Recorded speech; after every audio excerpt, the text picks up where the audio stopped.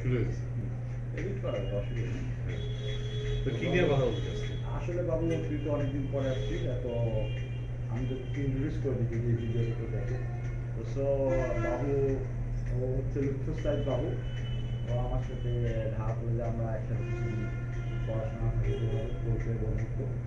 এরপর ও চলে যায় আমেরিকায় পড়াশোনা শেষ করে, এবং সবচেয়ে বড় ব্যাপার হচ্ছে ও একটা আহ, মার্কিন যুক্তরাষ্ট্রে একটা খুব ভালো ইউনিভার্সিটি, সম্ভবত বাবু সান ফ্রান্সিসকো স্টেট ইউনিভার্সিটি, হ্যাঁ, সান ফ্রান্সিসকো স্টেট ইউনিভার্সিটিও পড়াচ্ছে, এবং is a very high profile guy probably. তো বাবু আসছে বাংলাদেশে, এর আগে তার সাথে আমার দেখা হয়েছে। সবচেয়ে বড় ব্যাপার হচ্ছে বাবু সম্পর্কে যে বাবু এই টাইপের কিছু কিছু বন্ধুকে আমার খুবই মনে পড়তো, যাদের সাথে আমার কোনোদিন দেখা হবে না বলে আমি মনে করছিলাম। প্রথমত যেহেতু কোনো ট্রেস পাবে না, তো একবার দেখা হচ্ছিল, এবং এরপরে সম্ভবত ফেসবুকের মধ্যে ওই এগেন ইন্ট্রোডিউস। আমি বাবু ভালোই আছে, ইজ ভেরি গুড। তো আইসে আমার খোঁজ খবর নিয়েছে, এবং আমরা এখন stoppressbd.com-এর অফিসে বাবুর সাথে কিছু কথাবার্তা বলতেছি। এটা বাবু এখন তার নিজের সম্পর্কে বা কি অবস্থা কি বললে আমাকে ভালো লাগবে। হ্যাঁ, তুই এত নাইসলি আমার সম্বন্ধে কথা করে দিলি।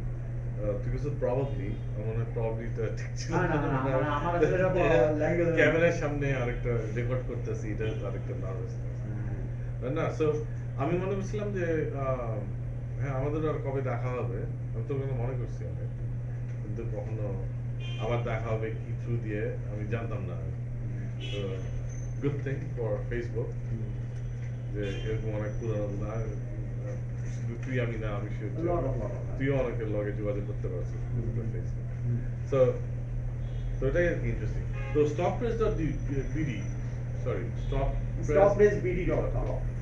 তো এটা লক্ষ্যটা কি তোর মনে হয়? বেসিক্যালি stoppressbd.com এর কথা আসতে গেলে যে আমার ছাত্র জীবন থেকেই লিটল ম্যাগাজিন বা অনেক ম্যাগাজিন এডিট করা এবং নিউজ পেপারগুলি বিতরণের সময় সাংবাদিকতা এবং পত্রিকা একটা মাধ্যম হিসেবে আমার কাছে খুব বিশেষ মনে হতে কাজ করার জন্য। এবং আমার একটা স্বপ্ন বলতে সেটা পুরো সম্ভাবনা তখন ছিল না, যেভাবে চলতেছিলাম বা যাক ডিমান্ড একটা প্রচুর মানি এই জন্য। তো আমার একটা স্বপ্ন ছিল আমি একটা পত্রিকার মালিক হবো, যেটা আসলে এই যে অনেক স্বপ্ন পূরণ হয় এরকম একটা স্বপ্ন। যেমন ছোটবেলা পাইলট হওয়ার ইচ্ছা ছিল, অনেক কিছু এরকম সব কিছু মিলে। তো একটা পর্যায়ে ইন্টারনেট যখন ডেভেলপ করে এখানে আসে, তখন একটু সাধারণ জ্ঞানে নেট বেজ একটা নিউজ পেপার তখন বলতাম। তো বেসিক্যালি এটা নিউজ এজেন্সি হতে পারে বা news portal, internet base news পোর্টালই বলা বলা। তো এরকম করতে করতে কিন্তু তখন এফেক্টিভ লোক ছিল না এবং কত কস্টলি আইডিয়া ছিল না।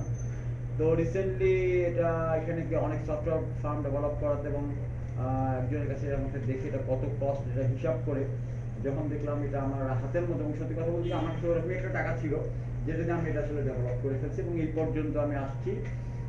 হাই টাইম এখনো পর্যন্ত চলতেছে।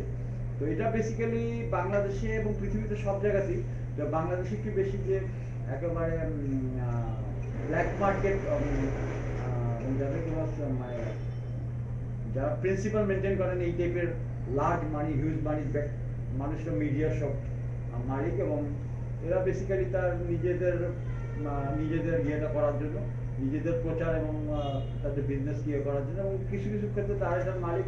এখানে সাংবাদিকতার খুব বেশি নীতিমালা মানা হয় না, বা মানা হলো গতানুগতিক, এবং তাদের পেরোলে কোনো সময় হয়তো জার্নালিজম থেকে পাশ করা থাকতে পারে, কিন্তু কিছু লেখক আছে তাদের টাইপ পদ্ধতি লেখা লেখে। আমি আমার ছাত্র জীবন শেষ করার পর আমি কলম লেখা শুরু করি।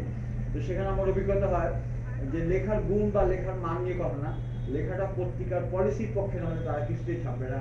এবং সেখানে আমি আপনাকে কি বলবো যে বাবু তোকে কি বলবো যে আমাদের জুনিয়র ফেলো যারা বিশ্ববিদ্যালয় জীবনে বা ছাত্র জীবনে আমার কথা পুলিশের গাড়ি ভাঙছে এটা করছে মানে ফলো করছে, তারাও হয়তো এক্সিকিউটিভ এডিটর বা কোনো ক্ষেত্রে হালকা একটু এডিটার খুব পাওয়ারফুল জায়গা থাকলেও তারা আমার অনেক লেখা ফিরাই দিতে বলছে এটা ছাপা ছাপা।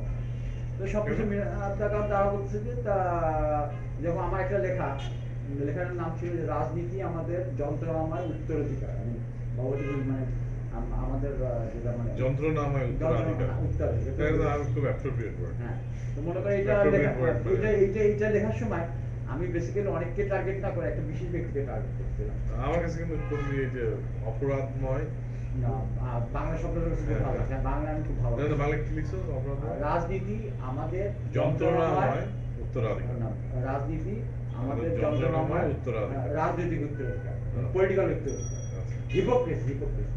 হিপোক্রেসি আমাদের রাজনীতির যন্ত্রণাময় উত্তরাধিকার। যা তোর সাথে ইন্টারভিউশন করা আমার ইয়েটা আছে, তাই এই টাইপের একটা লেখা।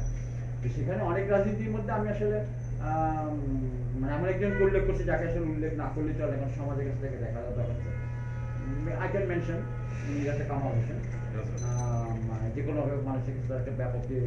কিন্তু আসলে তার প্রতিটি স্টেটমেন্ট এবং প্রতিটি কার্যক্রম একটা প্রচন্ড হিপোক্রেটিক, সেটাকে আমি ওখানে খুব মেনশন করছি। তো আমি আর কোনো রাজনীতিকে টানি নাই, কারণ হিপোক্রেসি প্রত্যেক মানুষের মধ্যে থাকে, কিন্তু পলিটিক্যালি সে এমন কিছু হিপোক্রেসি কাজ করতেছে যেমন আজকে সে ঘাতক দল নীল কমিটির পক্ষে আবার একটু পর্যায়ে সেটাকে চেঞ্জ করে ফেলছে, মানে you can think of it.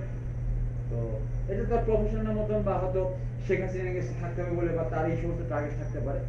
তো ওটাকে মেনশন করার পর ওখানে এক্সিকিউটিভ এডিটর ছিল একবার আমার কলেজে 3 বছর জুনিয়র, এবং আমি যখন ইলেকশন করি তারা ভোট দেয়, দে আর ভেরি। তো সে আগে আমার লেখা ছাপা দিচ্ছে, যেমন তার সাথে আমার একটা শর্ত ছিল, কারণ লেখালেখির ব্যাপারে করা যে আমি লেখা নিয়ে তুমি পড়ে বলবা ছাপাতে যাবে কিনা রেখে দেবে, কারণ আমি সাথে মানে তো এটা করতো আমার যে কোনো লেখা একেবারে, ওটা বানান ভুল থাকলে না কম্পিউটার আমি কম্পিউটার কম্পোজ করে দিতাম, ওই বানান ভুল থাকলে ওটা শুধু ছেপে দিতে হয়। তো সে আমাকে ওই লেখাটা ফিরে দেবো বললো আমার এই লেখাটা তো না, আরো 2 জন পলিটিক্যাল লোকজন থাকবে, এখন এই লেখাটা আমি ছাপতে পারবো না।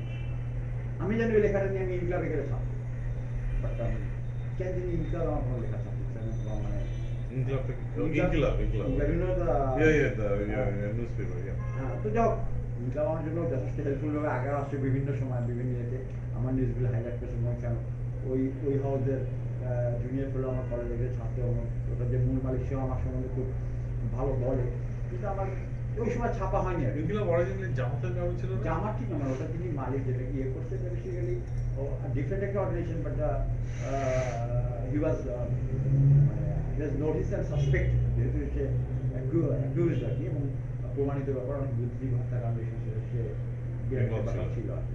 তো সে যখন পার পেয়ে গেছে যে এই ইনক্লাব দিছে, তো যাই হোক ওই জন্য লেখা হয়নি।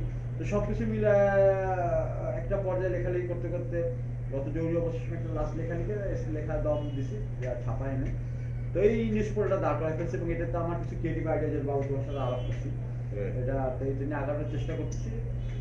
সব কিছু আমার মনে হয় আমি যদি মানে জাস্ট ফিনান্সিয়াল, খুব বেশি ফিনান্স দরকার না, একটা সাপ্লিমেন্ট ফিনান্স পেতে পারি, তো 6 মাসের মধ্যে এই নিউজ পেপার এটা একটা মোটামুটি স্প্রেড শুরু করতে হবে। তো এটা যথেষ্ট আমাদের আলোচনার জন্য।